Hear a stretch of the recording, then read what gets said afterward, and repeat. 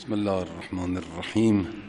الحمد لله رب العالمین و من الفاظ رسول الله صلی الله علیه و آله الموجزه که چند جمله نورانی رو قبلا عرض کردیم.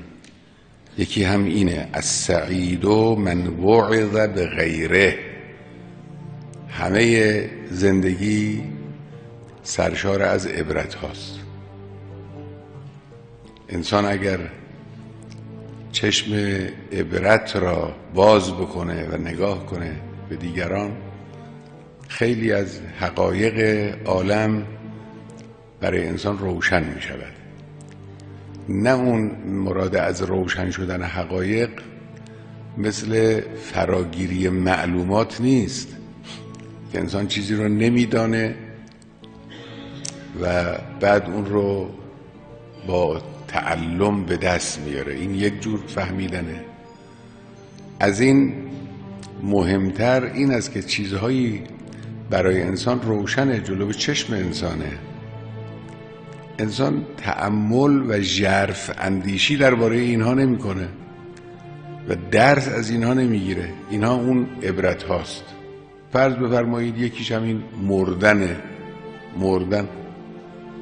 خب همه آحاد انسان این مرحله رو طی میکنن، یعنی از این حیات مادی و نشأه مادی و جسمانی عبور میکنن، میرن در یک عالمی که ما از کیفیات اون عالم خبری نداریم و عالم دشواری است، عالم غربت، عالم حساب، عالم مشکلات گوناگونه.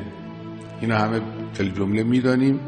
هر کسی هم در مدت عمر خود افراد زیادی رو میبینه، از پیر و جوان و کودک و مرد و زن و همه جور که رفتند. این برای ما یه چیز عادی میشود. تنبه به این که خب این مسیری که همه دارن میرن برای ما هم هست، ما هم باید از همینجا عبور کنیم. کجا وارد میشیم؟ چه دستاویزی برای حیات سعادتمندانه در اونجا داریم؟ چه کار میشه اونجا کرد؟ غربت نشأه آخرت را، نشأه برزخ را تا برسه به قیامت، حالا چجوری باید برطرف کرد؟ اینا نکات مهمی است. اگر چنانچه به این چیزا فکر کنیم، ممکنه در رفتار ما، در عملکرد ما، در مسیر زندگی ما، در تصمیم گیری های کلان زندگی ما اثر بگذاره. غالبا توجه نداریم. این موعظه شدن و فراگیری و عبرت اینه. لذاست که خدای متعال، شما ملاحظه میکنید در قرآن کریم بسیاری از چیزهای واضح را که جز واضحاته، اینها رو به یه شکلی برجسته میکنه. بعد که برجسته کرد، انسان میبینه عجب، این چه چیز مهمی است. و شمس و ضحاها، این شمس، خورشید و نور خورشید و القمر اذا تلاها. ما همطور عادت کردیم که ببینیم اینا هی میاند و میرن.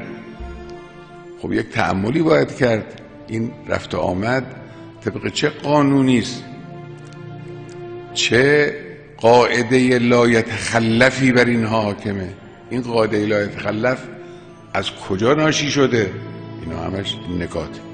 حکمتی که خدای متعال در قرآن ذکر میکنه، مصادیقش رو ذکر میکنه، میگه اینا حکمته، همه از همین قبیله. چیزهایی است که به نظر انسان واضحاته. خب حالا ما عبرت بگیریم. فرمود خوشبخت اون کسی است که به وسیله دیگری موعظه بشود، یعنی همین عبرت بگیره. میبینیم چیزهایی رو که در زندگی پیش میاد برای افراد، چجور در مرحله امتحان قرار میگیرن، چطور بعضی در امتحان پیروز میشن، چطور بعضی در امتحان مردود میشن، چطور بعضی از موقعیت ها استفاده درست میکنن، چطور بعضی موقعیت ها رو، فرصت ها رو از دست میدن. اینا رو نگاه کنیم. با دید باز این رو برای خودمون وسیله موعظه قرار بدیم، یعنی از این درس بگیریم.